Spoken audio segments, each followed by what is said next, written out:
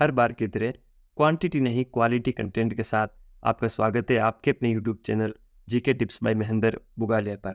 आज के इस सेशन में अपन विज्ञान के महत्वपूर्ण 500 क्वेश्चन यानी साइंस के टॉप 500 क्वेश्चंस के बारे में चर्चा करेंगे। सारे क्वेश्चन मैंने सिलेक्टेड और एग्जाम की दृष्टि से इम्पोर्टेंट है वही इस श्रृंखला में शामिल किए हैं। आप कोई से भी एग्जाम की तैयारी कर रहे हो जिसमें अगर आपके साइंस यानी विज्ञान सब्जेक्ट हैं, अपनी इस क्लास में से आपको 101% क्वेश्चन देखने को मिल जाएंगे। ये क्वेश्चन बार बार रिपीट होते हैं और ये साइंस के बहुत ही महत्वपूर्ण क्वेश्चन है। चलिए आज की क्लास को बिना किसी देरी के शुरू करते हैं। पहला क्वेश्चन क्या है, जीवाणु की खोज सर्वप्रथम किसने की थी? जो जीवाणु है उसकी खोज सबसे पहले किसने की थी? तो ल्यूवेनहोक। ल्यूवेनहोक ने जीवाणु की सबसे पहले खोज की थी। जीवाणु की सर्वप्रथम खोज की थी ल्यूवेनहोक ने। अगला क्वेश्चन क्या है, दूध के दही के रूप में जमने का कारण है, यानी दूध का दही के रूप में जमने का कारण क्या है? तो लैक्टोबैसिलस। जो लैक्टोबैसिलस जीवाणु है इसी के कारण दूध दही में परिवर्तन होता है। अगला क्वेश्चन, फलों का अध्ययन कहलाता है। फलों का अध्ययन क्या कहलाता है? तो पोमोलॉजी। पोमोलॉजी फलों का अध्ययन कहलाता है। इसमें जो ये लॉजी शब्द है इसका मतलब अध्ययन होता है। कोई भी शब्द के पीछे अगर लॉजी शब्द जुड़ा होता है तो उसका मतलब है उस चीज का अध्ययन। तो फलों का अध्ययन क्या कहलाता है? पोमोलॉजी कहलाता है। पीतल किन दो धातुओं का मिश्रण है? जो पीतल धातु है वो किन दो धातुओं को मिलाकर बनाया जाता है? तो तांबा और जस्ता। तांबा और जस्ता को मिलाकर पीतल धातु बनाया जाता है। टेलीविजन का आविष्कार किसने किया था? जो टीवी है उसका आविष्कार किसने किया था? तो जे.एल. बेयर्ड। जो जे.एल. बेयर्ड है उन्होंने टेलीविजन का आविष्कार किया था। अगला क्वेश्चन क्या है, किस रंग का तरंग दैर्ध्य अधिकतम होता है? यानी कौन सा रंग होता है जिसका तरंग दैर्ध्य अधिकतम होता है? तो लाल रंग। लाल रंग का तरंग दैर्ध्य अधिकतम होता है। पीला रंग जो होता है, जो हरा रंग होता है, वो हमारी आंखों को सुकून देता है, इसीलिए हॉस्पिटल में जो पर्दे होते हैं वो हरे रंग के होते हैं। जबकि सबसे अधिक तरंग दैर्ध्य किस रंग का होता है? तो लाल रंग का होता है। इसी कारण लाल रंग हमें दूर से दिखाई देता है। न्यूट्रॉन की खोज किसने की थी? जो न्यूट्रॉन है उसकी खोज सर्वप्रथम किसने की थी? तो जेम्स चैडविक ने। जेम्स चैडविक ने न्यूट्रॉन की खोज की थी। विद्युत प्रतिरोध का मात्रक है। तो विद्युत प्रतिरोध का मात्रक होता है ओम, जिसको कुछ इस प्रकार लिखते हैं ओम। तो ये विद्युत प्रतिरोधक का मात्रक है ओम। ठीक है, अगला क्वेश्चन, लाल रक्त कण का जीवन काल होता है। लाल रक्त कण का मतलब है यहाँ पर आरबीसी। जो ब्लड के अंदर रेड ब्लड सेल्स पाई जाती है, आरबीसी पाई जाती है, उनका जीवन काल होता है 120 दिन का। 120 दिन मतलब 4 महीने का, लगभग 4 महीने का आरबीसी का जीवन काल होता है। दूध की शुद्धता का मापन किस यंत्र से किया जाता है? यानी दूध शुद्ध है या अशुद्ध उसका मापन करना हो तो कौन से यंत्र से किया जाता है? तो लेक्टोमीटर। लेक्टोमीटर की सहायता से दूध की शुद्धता का मापन किया जाता है। अगला क्वेश्चन है, गोबर गैस में मुख्य रूप से क्या पाया जाता है? जो गोबर गैस है उसमें मुख्य रूप से क्या पाया जाता है? तो मीथेन। मीथेन है वो गोबर गैस में अधिकतम पाई जाती है। प्रकाश वर्ष इकाई है। जो प्रकाश वर्ष है वो किसकी इकाई है? तो दूरी की। प्रकाश वर्ष दूरी की इकाई है। अगला क्वेश्चन, केचुए की कितनी आंखें होती है? केचुआ जो कि किसानों का मित्र कहलाता है, उसके कितनी आंखें होती है? तो एक भी नहीं। केचुए की कितनी आंखें होती है? तो केचुए को कोई आंख नहीं होती है। राष्ट्रीय विज्ञान दिवस कब मनाया जाता है? जब अपन विज्ञान के महत्वपूर्ण 500 क्वेश्चन पढ़ रहे हैं तो क्यों ना इसकी भी जानकारी ली जाए कि राष्ट्रीय विज्ञान दिवस कब मनाया जाता है? तो प्रत्येक वर्ष 28 फरवरी को राष्ट्रीय विज्ञान दिवस मनाया जाता है। कब मनाया जाता है?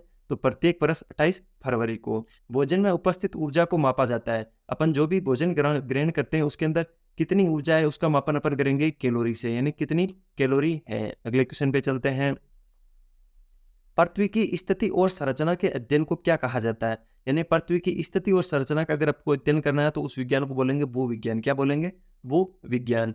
पचे हुए भोजन का अवशोषण होता है, यानी जो भोजन पच जाता है उसका सबसे अधिक अवशोषण कहाँ पर होता है? तो छोटी आंत में। ठीक है, भोजन का सबसे अधिक अवशोषण होता है छोटी आंत में। छोटी आंत में अंदर छोटे छोटे रुसांकुर पाए जाते हैं जिनकी मदद से भोजन का सबसे अधिक अवशोषण होता है छोटी आंत में। विषाणुओं का अध्ययन कहलाता है, इंपोर्टेंट है, इसको 3 स्टार लगा लीजिए।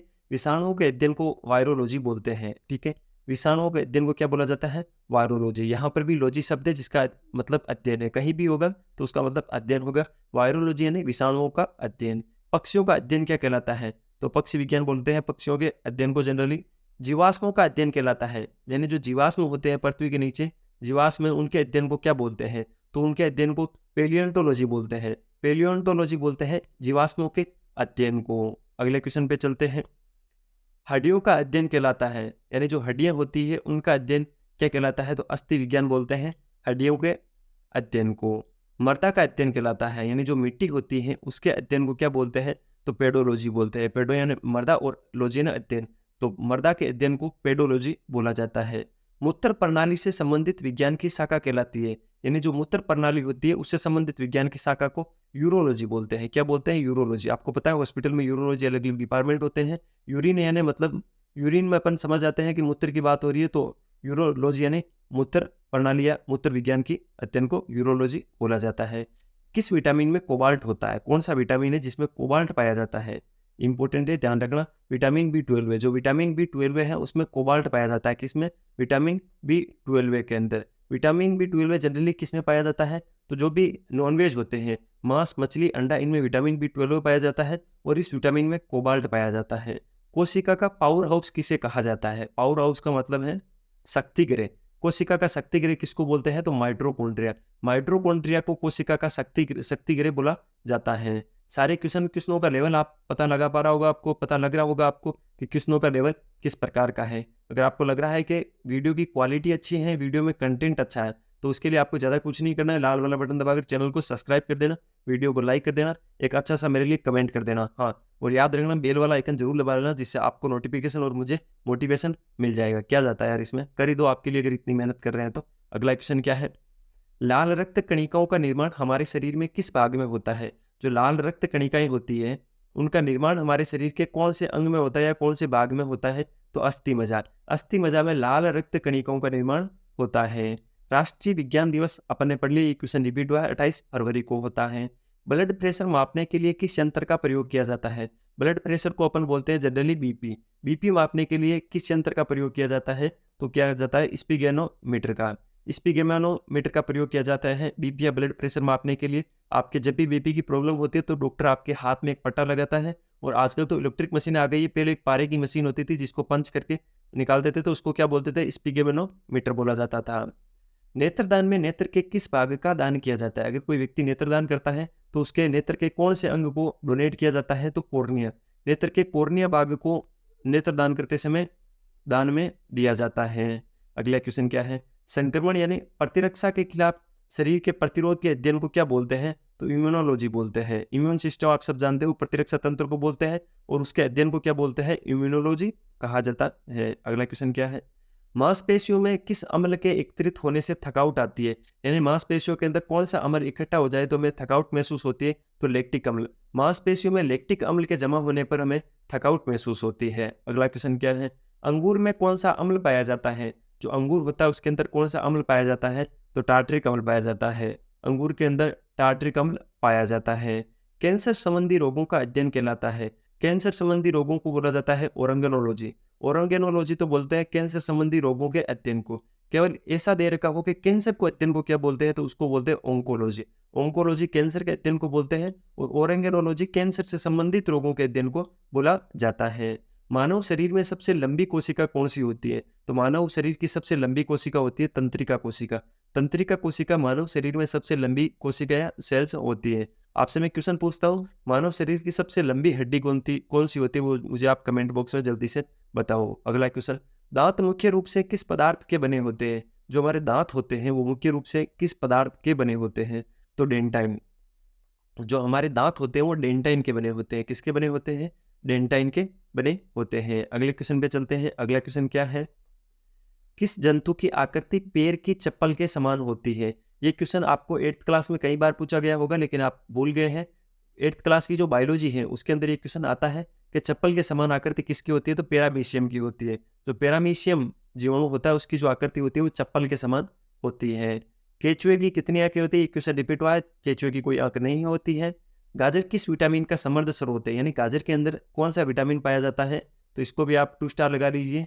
गाजर किस विटामिन होता है? गाजर के अंदर कौन सा विटामिन होता है? तो गाजर के अंदर विटामिन ए होता है। विटामिन ए गाजर के अंदर होता है, और विटामिन ए आंखों की रोशनी के लिए जिम्मेदार होता है। अगला क्वेश्चन, रक्त में पाई जाने वाली धातु है। रक्त के अंदर कौन सी धातु पाई जाती है? तो आप सब जानते हो रक्त के अंदर लोहा पाया जाता है, लेकिन जनरली लोहा नहीं, अपन आयरन बोलते हैं। बात एक ही है। रक्त में पाई जाने वाली धातु कौन सी है? लोहा या आयरन। अगला क्वेश्चन क्या है?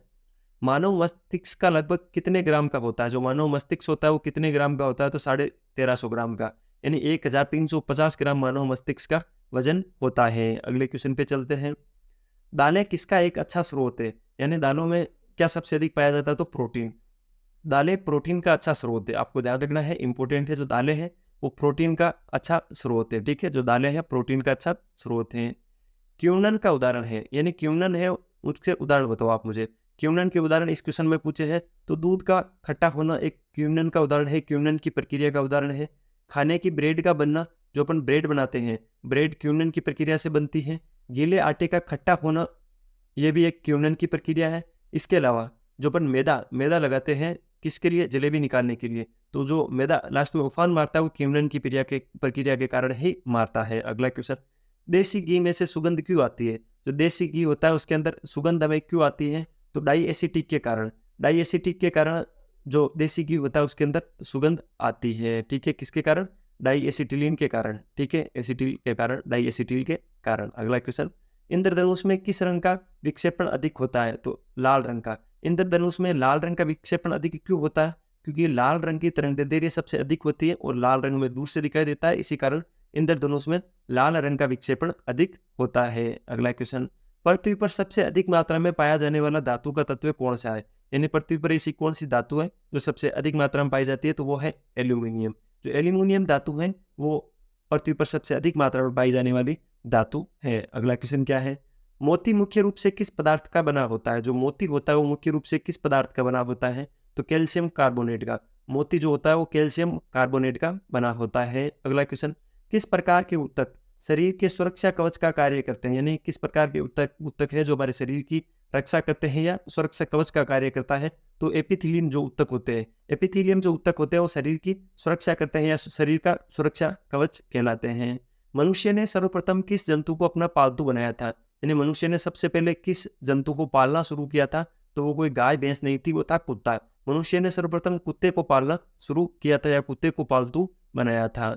गुब्बारों में कौन सी गैस प्रयोग होती है? जो गुब्बारे होते हैं उनमें कौन सी गैस प्रयुक्त होती है? तो हीलियम। हीलियम सबसे हल्की गैस भी है, इसी कारण गुब्बारे हैं वो आसानी से ऊपर उड़ जाते हैं। तो गुब्बारों में कौन सी गैस का प्रयोग होता है? हीलियम गैस का प्रयोग होता है गुब्बारों में। अगला क्वेश्चन क्या है?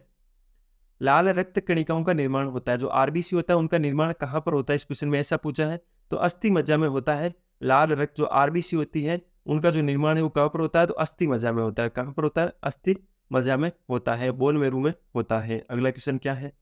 लाल रक्त कणों का जीवन काल कितना होता है? तो 120 दिन का होता है, लगभग 4 महीने का जीवन काल होता है। श्वेत रक्त कणिकाओं का जीवन काल कितना होता है?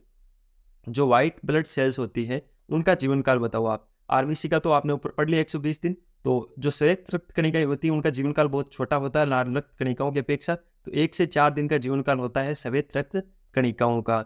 श्वेत रक्त कण को कहा जाता है, मतलब श्वेत रक्त कण को दूसरी भाषा में क्या बोला जाता है? तो ल्यूकोसाइट बोला जाता है। ल्यूकोसाइट श्वेत रक्त कणों को बोला जाता है। लाल रक्त कणिकाओं को क्या बोला जाता है? तो उनको बोला जाता है एरिथ्रोसाइट्स, ठीक है। तो चारों क्वेश्चनों को आप एक साथ पढ़ने की कोशिश कीजिए। लाल रक्त कणिकाओं को तो बोलते हैं एरिथ्रोसाइट, श्वेत रक्त कणिकाओं को बोलते हैं ल्यूकोसाइट। लाल रक्त कणिकाओं का जीवन काल होता है 120 दिन का, जबकि श्वेत रक्त कणिकाओं का जीवन काल होता है 1 से 4 दिन का। शरीर का ताप नियंत्रक होता है, यानी अपने शरीर का तापमान का नियंत्रण शरीर का कौन सा अंग करता है? तो करता है हाइपोथैलेमस ग्रंथि। जो मस्तिष्क में पाई जाने वाली जो हाइपोथैलेमस ग्रंथि है वो शरीर का तापमान नियंत्रित करती है। क्या करती है? शरीर का तापमान नियंत्रित करती है। अगला क्वेश्चन, मनुष्य की सर्वदाता रक्त समूह है, यानी मनुष्य के अंदर कौन सा रक्त ग्रुप या ब्लड ग्रुप है, रक्त समूह है जो सर्वदाता है? आपको पता है मनुष्य के अंदर 4 प्रकार के ब्लड ग्रुप्स पाए जाते हैं, ए बी, दोनों को मिला के एक साथ एक ए बी बनता है। 4 प्रकार के ब्लड ग्रुप है, कौन कौन से? मैं ब्लड ग्रुप के बारे में आपको थोड़ी जनरल डिटेल दे देता हूँ। एक ओ, 4 प्रकार के ब्लड ग्रुप है। जो ए बी है वो सर्वग्राही है, यानी किसी से भी ले सकता है। और जो ओ है वो सर्वदाता है, यानी किसी को भी दे सकते हैं, यूनिवर्सल डोनर है। तो आपको दोनों को ध्यान रखना है। ए बी है वो सर्वग्राही है, जबकि जो सर्वदाता है वो है ओ। तो मनुष्य के जो ब्लड ग्रुप है उनके अंदर सर्वदाता आपसे पूछा तो आपको बताना है ओ, यूनिवर्सल डोनर।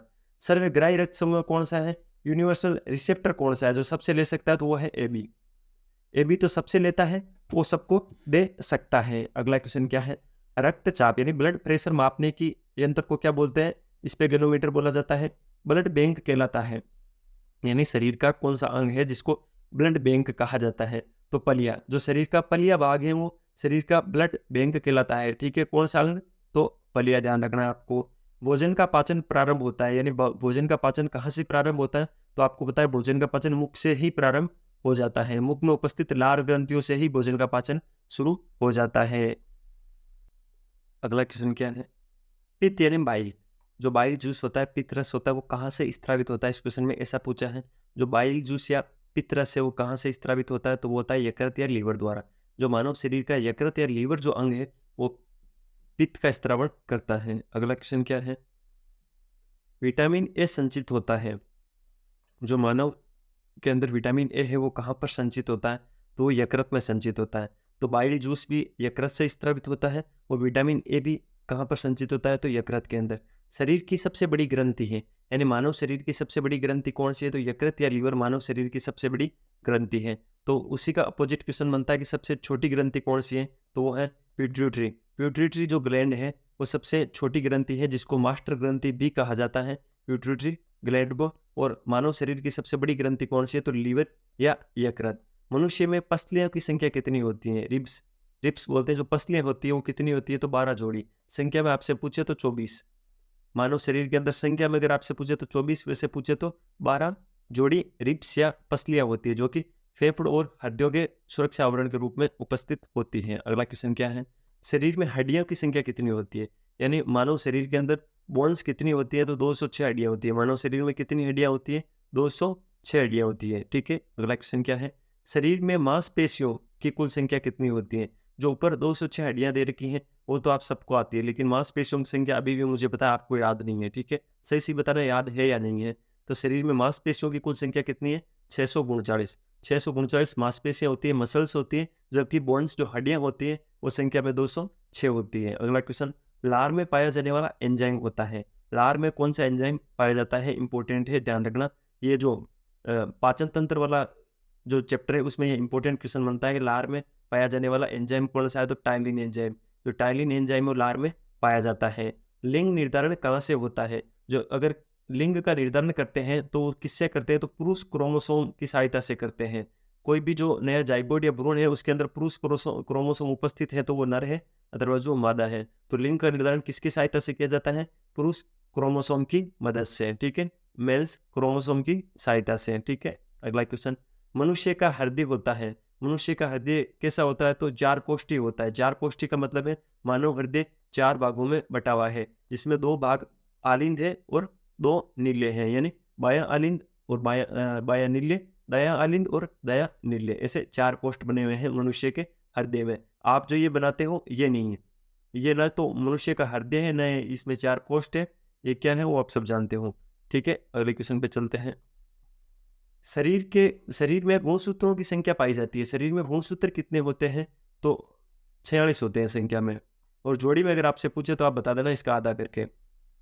ठीक है, 46 गुणसूत्र पाए जाते हैं। शरीर का सबसे बड़ा अंग कौन सा है? तो त्वचा। मानव शरीर का सबसे बड़ा अंग अगर आपसे पूछे तो आपको बताना है त्वचा। त्वचा मानव शरीर का सबसे बड़ा अंग है, लार्जेस्ट ऑर्गन है। शरीर की सबसे बड़ी कोशिका कौन सी है? तो तंत्रिका कोशिका शरीर की सबसे बड़ी कोशिका है। और मानव शरीर की सबसे लंबी हड्डी अगर आपसे पूछे तो फीमर है। सबसे छोटी हड्डी कौन सी है वो मुझे अब कमेंट बॉक्स में जल्दी से बताओ। सबसे छोटी हड्डी कहाँ पर पाई जाती है? अगर वो नहीं आता तो वो बता दो। मैंने सबसे बड़ी हड्डी तो आपको बता दी, फीमर। विषाणुओं का अध्ययन वायरोलॉजी कहलाता है। विषाणुओं के अध्ययन को वायरोलॉजी बोलते हैं। संक्रमण प्रतिरक्षा के खिलाफ शरीर के प्रतिरोध के अध्ययन को इम्यूनोलॉजी बोला जाता है। कुछ क्वेश्चन हैं जो रिपीट हो रहे हैं तो आगे से ध्यान रखिएगा इन चीजों का। मांसपेशियों के अध्ययन को मायोलॉजी बोलते हैं। इंपॉर्टेंट है, ध्यान रखना। मांसपेशियों के अध्ययन को मायोलॉजी बोला जाता है। लेजर का उपयोग करके त्रिआयामी यानी 3D छवि के उत्पादन के अध्ययन को क्या कहा जाता है? त्रिआयामी का मतलब होता है, क्वेश्चन अगर ऐसे दे रखे हो तो इनके अंदर आप हिंदी भाषा के शब्दों में कुछ थोड़ा कंफ्यूजन होता है तो आप उनको इंग्लिश कर लिया करो। त्रिआयामी छवि का मतलब होता है 3D फोटो। ठीक है, तो 3D के उत्पादन के अध्ययन को होलोग्राफी बोलते हैं। लेजर की सहायता से त्रिआयामी छवि या 3D डायग्राम पाने को क्या बोलते हैं? होलोग्राफी बोलते हैं। क्या बोलते हैं? होलोग्राफी। शक्ति का मात्रक क्या होता है? शक्ति का मात्रक वाट होता है। वाट शक्ति का मात्रक होता है। उसी प्रकार बल का मात्रक क्या होता है? तो न्यूटन।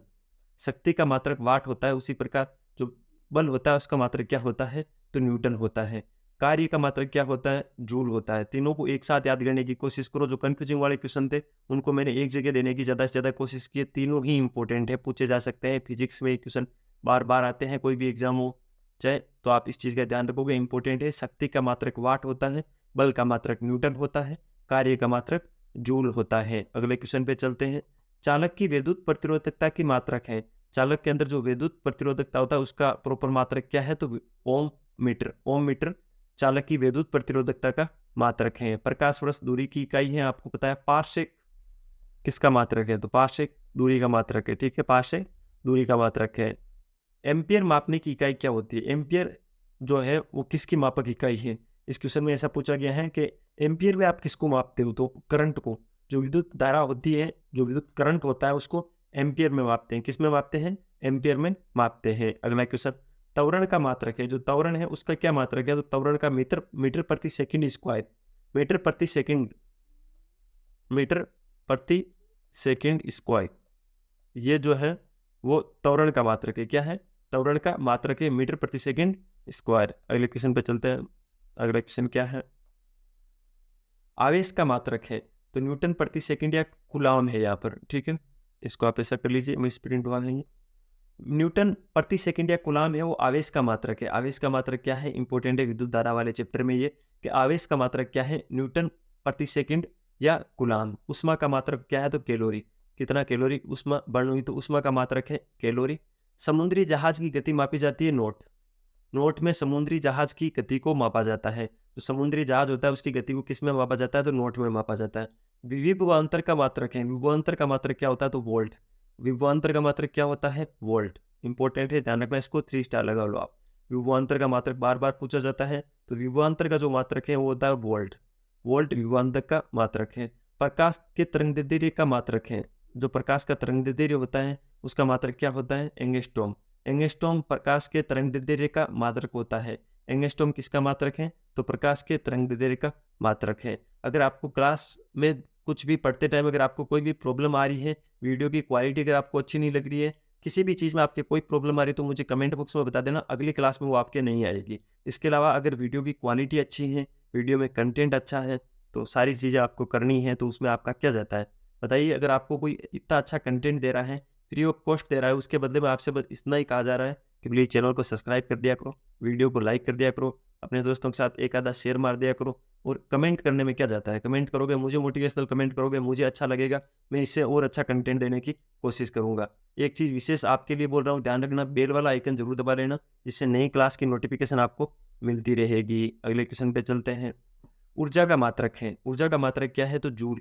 जूल ऊर्जा का मात्रक है। जो जूल है वो ऊर्जा का मात्रक है। दाब का मात्रक क्या है? तो पास्कल। पास्कल दाब का मात्रक है, ठीक है। इससे पहले एक पीछे क्वेश्चन पे चलते हैं। एक क्वेश्चन मैंने भी इससे पहले पढ़ाया था, पार्सेक। पार्सेक और पास्कल दोनों अलग अलग है, इस चीज का ध्यान रखना, ठीक है। पास्कल और पार्सेक दोनों अलग अलग है। पार्सेल अलग है, पास्कल अलग है। पास्कल दाब का मात्रक है। उच्च वेग को प्रदर्शित करता है मेक। मेक होता है उच्च वेग को प्रदर्शित करता है। उच्च वेग को प्रदर्शित करता है मेक। आपको पता होगा मिसाइल होती है, उनकी जो दूरी होती है वो मेक में मापी जाती है। तो उच्च वेग को प्रदर्शित कौन करता है? मेक। ध्वनि की प्रबलता की मात्रक है डेसिबल। यानी ध्वनि कितनी प्रबल है इसका पता लगाने के लिए उसकी डेसिमल क्षमता को देखा जाता है। यानी 20 डेसिमल है, 40 डेसिमल है, 100 डेसिमल है, 120 डेसिमल है। तो ध्वनि की प्रबलता की मात्रक क्या होता है? डेसिबल होता है। अगला क्वेश्चन, शक्ति की इकाई है। जो शक्ति है उसकी इकाई क्या है? तो अश्व शक्ति या हॉर्स पावर। हॉर्स पावर में बोला जाता है शक्ति को, या शक्ति की इकाई अश्व शक्ति भी होती है और हॉर्स पावर भी होता है शक्ति की यूनिट। अगले क्वेश्चन पे चलते हैं। क्यूसेक में मापा जाता है। क्यूसेक में किसको मापा जाता है? तो जल के बहाव को क्यूसेक में मापा जाता है। क्यूसेक में जल के बहाव को मापा जाता है। ओजोन परत की ऊंचाई मापी जाती है, ठीक है। नेडोप्शन। नेडोप्शन में ओजोन परत की ऊंचाई को मापा जाता है नेडोप्शन में, ठीक है। अगला क्वेश्चन, महासागर में डूबी हुई वस्तुओं की स्थिति जानने के लिए किस यंत्र का प्रयोग किया जाता है? तो सोनार का। सोनार का प्रयोग महासागर में डूबी हुई वस्तुओं की स्थिति जानने के लिए किया जाता है। तो सोनार नामक जो यंत्र होता है उसका प्रयोग आपको पता चल गया किसमें किया जाता है? जो महासागर होते हैं उसके अंदर अगर कोई वस्तु डूब जाती है तो उसकी स्थिति जानने के लिए सोनार नामक यंत्र का प्रयोग किया जाता है। नौ संचालकों को द्वारा प्रयोग में लाया जाता है सोनार को। सोनार कौन प्रयोग में लाते हैं? तो जो नौ संचालक यानी नौकाएं चलाने वाले होते हैं वो सोनार का प्रयोग लाते हैं। और किस लिए लाते हैं सोनार का प्रयोग? अगर कोई वस्तु है समुद्र के अंदर डूब गई है उस डूबी हुई वस्तु की स्थिति जाननी है अगर आपको, तो सोनार का प्रयोग किया जाता है। अगला क्वेश्चन, ध्वनि की तीव्रता मापने वाले यंत्र हैं, यानी ध्वनि की तीव्रता किस यंत्र से मापी जाती है, तो ऑडियोमीटर। ऑडियोमीटर की सहायता से ध्वनि की तीव्रता को मापा जाता है। और किस मात्रक के साथ मापा जाता है, तो डेसिबल के साथ मापा जाता है। ठीक है, डेसिबल के साथ ध्वनि की तीव्रता को किस यंत्र के मापा जाता है, तो ऑडियोमीटर। ऑडियोमीटर की सहायता से ध्वनि की तीव्रता को मापा जाता है। अपनी ये श्रृंखला चल रही है जिसके अंदर अपन विज्ञान के 500 इंपॉर्टेंट क्वेश्चंस देखेंगे। सारे क्वेश्चन इंपॉर्टेंट होंगे, एग्जाम की दृष्टि से सिलेक्टेड होंगे। इसका ये पार्ट फर्स्ट था जिसमें अपन ने 100 क्वेश्चन देखे। अगर आप चाहते हो कि सर ऐसा मत करो, हमें अब जल्दी जल्दी करवाओ, 200 क्वेश्चन के पार्ट करवाओ, तो मैं आगे 2 क्लासों में करवा दूंगा। आपको लग रहा है कि हम इसमें कंफर्ट है, आप हमें रोज के 100 क्वेश्चन की क्लास दे दिया करो, 5 दिन में कंप्लीट करवा दो, तो मैं उसमें कंफर्ट हूँ। मैं दोनों स्थितियों में कंफर्ट हूँ। आपका कंफर्ट जोन बेस्ट क्या बोलता है वो मुझे आप कमेंट बॉक्स में बता देना। आज तो अपन इसी क्लास को 100 क्वेश्चन के साथ कंप्लीट करते हैं, और अगर इस क्लास के अंदर अगर आप 100 लाइक कर देते हो, 100 लाइक इस क्लास पे आ जाते हैं, तो फिर अगले दिन आपको क्लास मिल जाएगी। और अगर नहीं करोगे तो भी मुझे तो क्लास डालनी ही है, क्योंकि मैं तो आपके लिए अच्छा अच्छा कंटेंट बनाऊंगा, लेकिन आप तो करोगे नहीं। फिर भी रिक्वेस्ट कर रहा हूँ कि आप चैनल को सब्सक्राइब करना, वीडियो को लाइक करना, एक अच्छा सा कमेंट करना। और क्या आपको और कमी लगी, क्या बेसी लगी, ऑडियो अच्छा है कि नहीं है, वीडियो की क्वालिटी अच्छी है कि नहीं, वो मुझे आप कमेंट बॉक्स में बता देना। मिलते हैं फिर किसी नए सेशन के साथ। तब तक अपनी पढ़ाई जारी रखो, स्वास्थ्य के ध्यान रखो। Take care. जय हिंद।